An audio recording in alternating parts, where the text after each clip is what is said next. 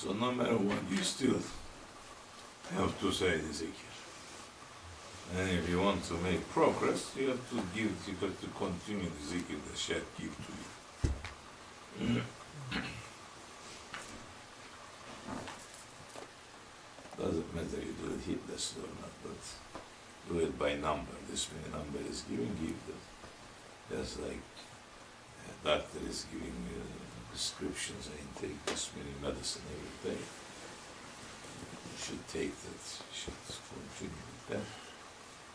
But you poison yourself with other things that you are eating and drinking and getting another virus to the body. It's a different story, or at least it's affecting some other areas. Understand? So,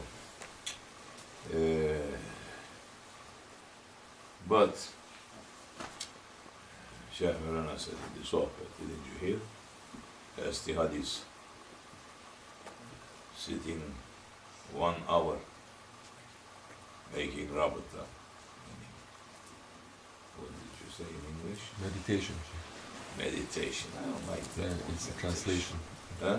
You just put the translation. Yeah, meditation became like the yogis and this that kind of thing, sitting and they're going to praise their ego. No.